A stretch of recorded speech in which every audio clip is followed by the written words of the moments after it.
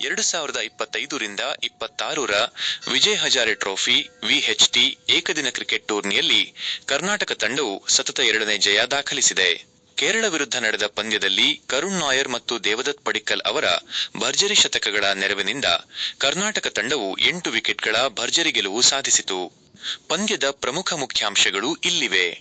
ಪಂದ್ಯದ ವಿವರ. ಪ್ರತಿಸ್ಪರ್ಧಿ ಕೇರಳ. Group E.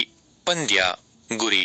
ಕೇರಳ ತಂಡ ನೀಡಿದ 285 ರನ್ಗಳ ಗುರಿಯನ್ನು ಕರ್ನಾಟಕ 48.2 ಓವರ್ಗಳಲ್ಲಿ ಕೇವಲ 2 ವಿಕೆಟ್ ಕಳೆದುಕೊಂಡು ತಲುಪಿತು. ಪ್ರಮುಖ ಜೊತೆಯಾಟ. 2ನೇ ವಿಕೆಟ್ಗೆ ಕರುಣ್ ನಾಯರ್ ಮತ್ತು ದೇವದತ್ ಪಡಿಕ್ಕಲ್ ಸೇರಿ 223 ರನ್ಗಳ ಬೃಹತ್ ಜೊತೆಯಾಟ ನೀಡಿದರು. ಬ್ಯಾಟಿಂಗ್ ಸಾಧನೆ. ಕರುಣ್ ನಾಯರ್ ಅಜೇಯ 130 ರನ್, 130 ಎಸೆತಗಳು, 14 ಬೌಂಡರಿ. ದೇವದತ್ ಪಡಿಕ್ಕಲ್ 124 ರನ್, 137 ಎಸೆತಗಳು, 12 ಬೌಂಡರಿ, 3 ಸಿಕ್ಸರ್. ಇದು ಪಡಿಕ್ಕಲ್ ಅವರ ಸತತ 2ನೇ ಶತಕ. ಮೊದಲ ಪಂದ್ಯದಲ್ಲಿ ಜಾರ್ಖಂಡ್ ವಿರುದ್ಧ 147 ರನ್ ಗಳಿಸಿದ್ದರು.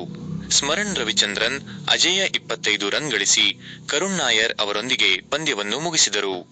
Bowling highlights. ಮೊದಲು ಬ್ಯಾಟಿಂಗ್ ಮಾಡಿದ್ದ ಕೇರಳ ತಂಡವನ್ನು ಕರ್ನಾಟಕ 284 ರನ್ಗಳಿಗೆ 50 ಓವರ್ಗಳಲ್ಲಿ 7 ವಿಕೆಟ್ ನಿಯಂತ್ರಿಸಿತ್ತು. ಅಭಿಲಾಷ್ ಶೆಟ್ಟಿ 3 ವಿಕೆಟ್ ಪಡೆದರು.